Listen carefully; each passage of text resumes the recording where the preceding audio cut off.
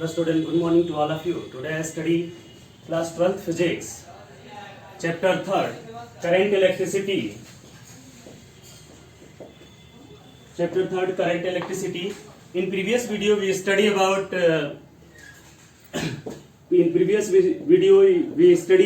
resistance, Ohm's law and deleted syllabus. आपके syllabus में से थोड़ा सा पार्ट डिलीट हुआ है. कॉम्बिनेशन ऑफ रेजिस्टेंस, ठीक है, जिसको आपको नहीं पढ़ाया जा रहा है लेकिन उसको थोड़ा सा आप जान जाइए. कॉम्बिनेशन ऑफ रेजिस्टेंस में बताया गया था इन सीरीज कॉम्बिनेशन. आप जानते हैं पहले से 10th में थोड़ा सा आप पढ़े थे इन सीरीज कॉम्बिनेशन और इन क्या पैरेलल कॉम्बिनेशन. ठीक है, ये दो कॉम्बिनेशन होते हैं जो आपके सिलेबस से अब क्या किए गए हैं, डिलीट कर दिए गए हैं, तो उसको हम लोग नहीं पढ़ते हैं. चलिए, internal resistance of a cell क्या होता है. कोई जब हम लोग क्या करते हैं, सेल लेते हैं, जब कोई हम लोग क्या करते हैं, सेल लेते हैं, आपके घरों में भी सेल है, जो भी चीज, तो जब हम कोई क्या करते हैं, कोई सेल लेते हैं, तो सेल में जो होते हैं दो इलेक्ट्रोड्स होते हैं. क्या होते हैं, दो इलेक्ट्रोड्स, एक कैथोड दूसरा क्या एनोड होता है, यानी एक पॉजिटिव टर्मिनल दूसरा क्या नेगेटिव टर्मिनल्स. और इस टर्मिनल्स को क्या किया जाता है, एक लिक्विड के अंदर क्या कर दिया जाता है, डाल दिया जाता है, जिस लिक्विड को हम बोलते हैं क्या, इलेक्ट्रोलाइट. क्या बोलते हैं उसको, इलेक्ट्रोलाइट बोलते हैं. इस इलेक्ट्रोड को, पॉजिटिव और नेगेटिव टर्मिनल को इस इलेक्ट्रोड के अंदर हम लोग क्या करते हैं, डालते हैं.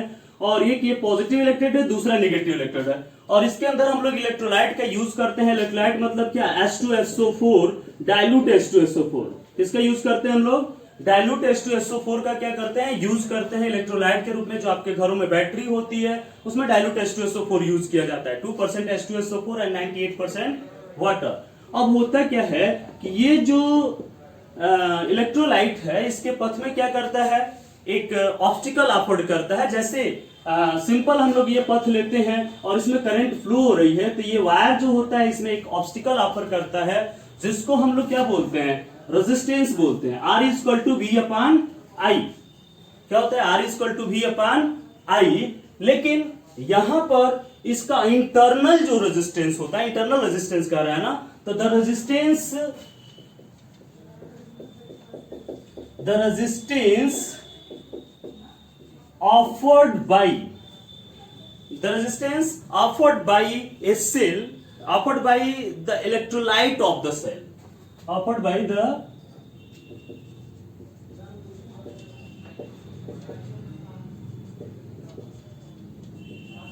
ठीक है, the resistance offered by the electrolyte of a cell, ठीक है, electrolyte of a cell, the flow of current, इसको मिटा देते हैं, cell, the flow of current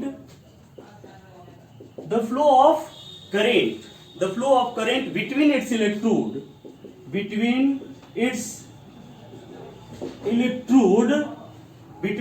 electrodes is called internal resistance of cell, is called internal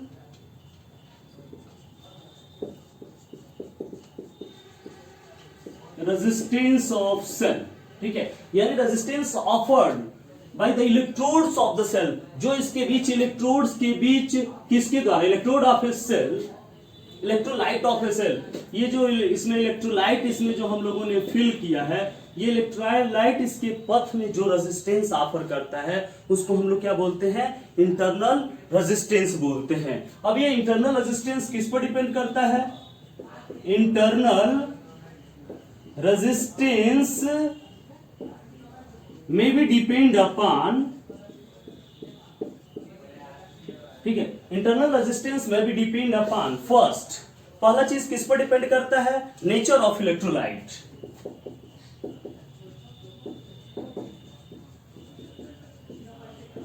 ठीक है, पहला चीज डिपेंड करता है नेचर ऑफ इलेक्ट्रोलाइट. इलेक्ट्रोलाइट के नेचर पर डिपेंड करता है कि वो किस प्रकार का इलेक्ट्रोलाइट है, इस चीज पर डिपेंड करता है. दूसरी चीज, it is directly proportional to concentration of electrolyte. Second, it is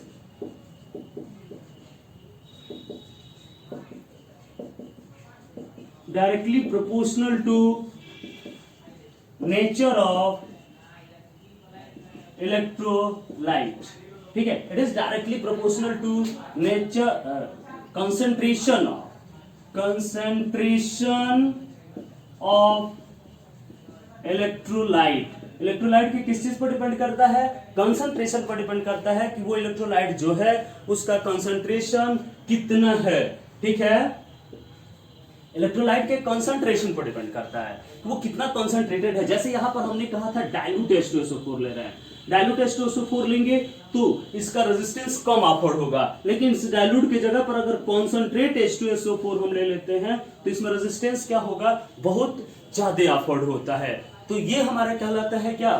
internal resistance of cell. इन दो चीजों पर डिपेंड किया। तीसरा चीज, it is directly proportional to distance between two electrode. Third, it is directly proportional to distance between two electrode, ठीक है। दोनों इलेक्ट्रोडों के बीच के डिस्टेंस पर डिपेंड करता है कि ये दोनों इलेक्ट्रोड के बीच की डिस्टेंस कितनी है, इस चीज पर डिपेंड करता है। जैसे आपके घरों में बैटरी होती है, बड़ी वाली बैटरी, उसमें देखते हैं 12 प्लेट होता है, किसी किसी में 18 प्लेट होता है, 8 प्लेट हुआ, 6 प्लेट हुआ। आखिर वो 6 प्लेट 12 प्लेट क्यों बैटरी बनाई जाती है 12 प्लेट की? 2 ही प्लेट से क्यों नहीं? हमको तो एक प्लस और एक चाहिए माइनस, तो एक प्लस एक माइनस रख देते। लेकिन अगर ऐसा करेंगे, एक प्लस और एक माइनस उस बड़ी बैटरी में रखेंगे तो क्या होगा? इनके बीच की डिस्टेंस बढ़ जाएगी and distance will increase, then resistance, internal resistance also increase, और internal resistance increase हो जाएगी तो current will short, current क्या हो जाएगी? बहुत कम मिलेगी, एनर्जी क्या होगी? बहुत कम स्टोर होगी, ठीक है। तो ये हमारा क्या था? तीसरा पॉइंट था। चौथा पॉइंट देखते हैं हम लोग। Fourth point, it varies universally to common area of electrode. It varies universally to common area of electrode immersed in liquid, ठीक है। तो it is varies universally to common area of electrode immerse in liquid. Liquid में कितना वो क्या करते हैं? Emerge किया गया है प्लेट को, उस चीज पर डिपेंड करता है कि हम लोगों ने प्लेट को कितना इमर्ज कराया है, कितने अंदर तक प्लेट को क्या किए हैं? इमर्ज कराया है। इस चीज पर ये क्या करता है? डिपेंड करता है इंटरनल रेजिस्टेंस। अगर एरिया ज्यादा है तो फिर इंटरनल रेजिस्टेंस क्या होगा? कम होगा, और अगर कम है तो ज्यादा होगा। ये इस वजह से हम लोग क्या करते हैं, आप देखे होंगे बैटरी में जब आपका इलेक्ट्रोलाइट की वैल्यू कम हो जाती है, यानी बैटरी का पानी कम हो जाता है, तो इसकी बैकअप जो होती है वो क्या हो जाती है? कम हो जाती है। क्यों हो गई? क्योंकि इसका इंटरनल रेजिस्टेंस क्या हो जाता है? बढ़ जाता है, इंक्रीज कर जाता है इंटरनल रेजिस्टेंस, ठीक है। और अगला चीज, it increase with decrease in temperature of electrolyte. It increase with decrease in temperature of electrolyte। Electrolyte के टेम्परेचर अगर हम क्या करते हैं? इंक्रीज कर देते हैं तो इसकी वैल्यू क्या हो जाती है? डिक्रीज हो जाती है। क्योंकि इंक्रीज करेंगे तो वो क्या हो जाएगा? और डाइल्यूट हो जाएगा, उसकी डेंसिटी जो होती है क्या हो जाएगी? कम हो जाएगी, जिसके वजह से उसमें क्या हो जाएगी? चेंजिंग हो जाती है। तो ये 5 पॉइंट थे जिस पर इंटरनल रेजिस्टेंस क्या करता है? डिपेंड करता है। और किसी सेल के इंटरनल रेजिस्टेंस को हम लोग किससे डिनोट करते हैं? स्मॉल आर से। एंड इंटरनल रेजिस्टेंस मतलब क्या? सेल के अंदर का रेजिस्टेंस, यानी इलेक्ट्रोलाइट जो उस पर रेजिस्टेंस अफोर्ड करता है। इसको नोट करिए फिलहाल, फिर उसको हम आगे बताते हैं।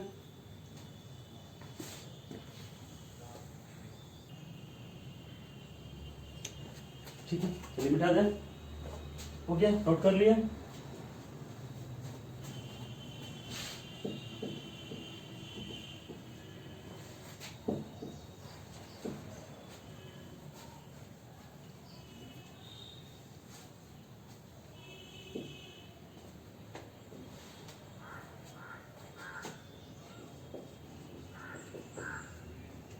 Relation between R, E and V, ठीक है। Relation between internal resistance, EMF and potential difference, यानी टर्मिनल वोल्टेज। चलिए हम लोग क्या करते हैं, कोई सर्किट लेते हैं। ये सर्किट हम लोगों ने क्या किया, ले लिया, और इस सर्किट का ये क्या है, एक बैटरी लगी हुई है इस सर्किट में। इस बैटरी सर्किट में लगी हुई है, मान लेते हैं इसका इंटरनल रेजिस्टेंस क्या है, अंदर ही दिखाना था लेकिन अंदर कहां से दिखाएंगे, इसलिए हम इसको थोड़ा सा ब्रैकेट में कर रहे हैं।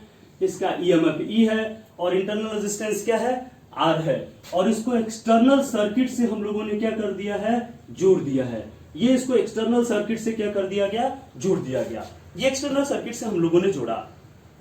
अब चलते हैं, तो ये इसमें करंट का ये फ्लो हो गया, ठीक है, इसमें करंट का क्या हो गया, प्लस इधर है ना, करंट का फ्लो, ठीक है, ये करंट आई इसमें क्या हो गई, फ्लो हो गई।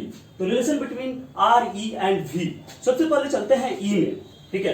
लेट अस कंसीडर, आप कर सकते हैं, लेट अस कंसीडर ये battery of EMF E, let us consider a cell of EMF E, internal resistance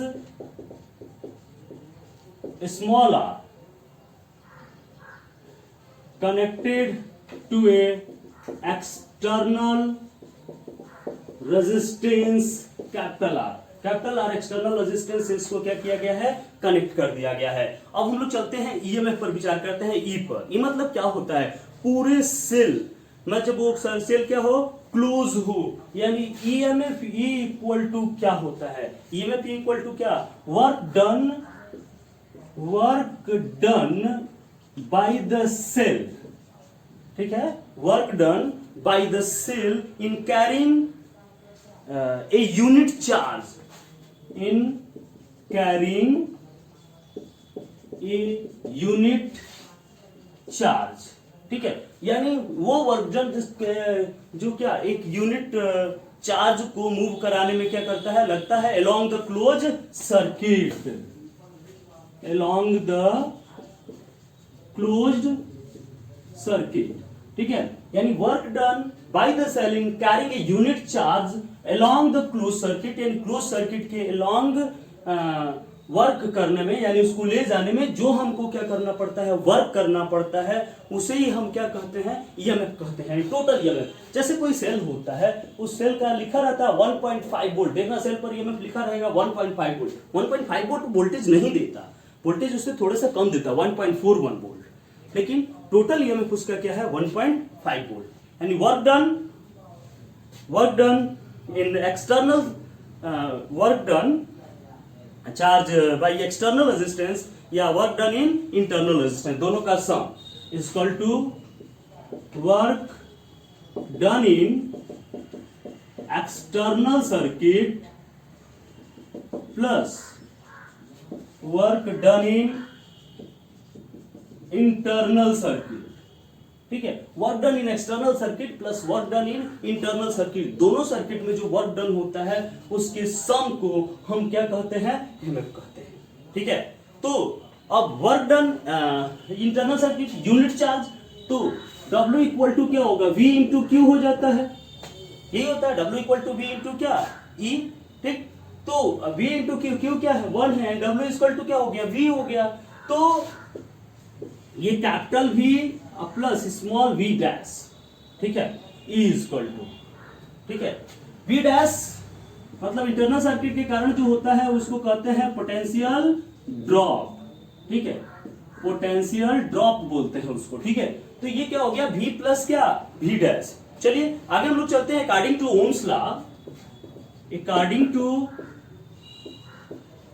ohms law, capital V equal to I into R, small v dash equal to I into small r, ठीक है। ये values यहां पर हम लोग क्या करते हैं, पुट कर देते हैं, I equal to I R plus I into small r, I common r plus r, ठीक है। तो ये इक्वल टू I कॉमन हो गया, r प्लस r हो गया, यहाँ पे ये E की वैल्यू हुई।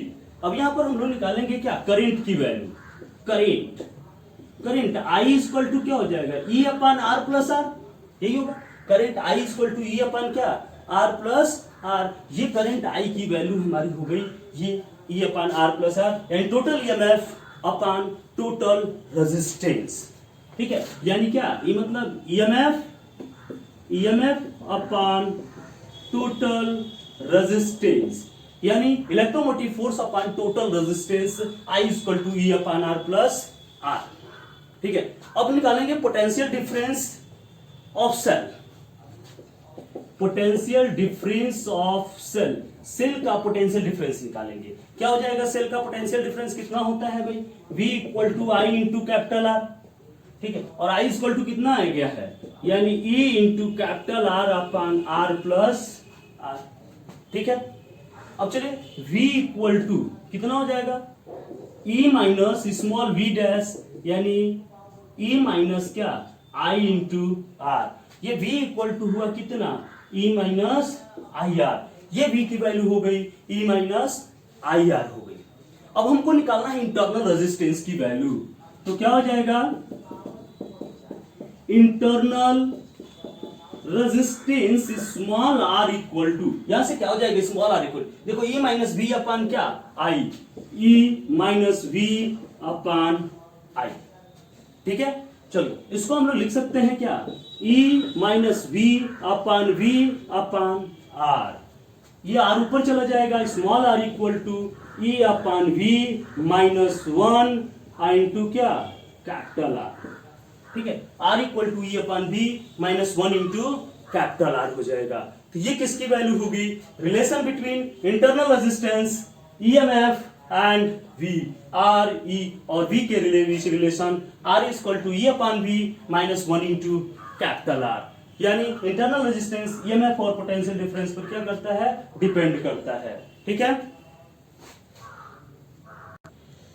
ठीक है, इसको आप नोट कर लीजिए, पूरा इसको स्क्रीनशॉट खींच लीजिए, आगे अगला लेक्चर नेक्स्ट डे।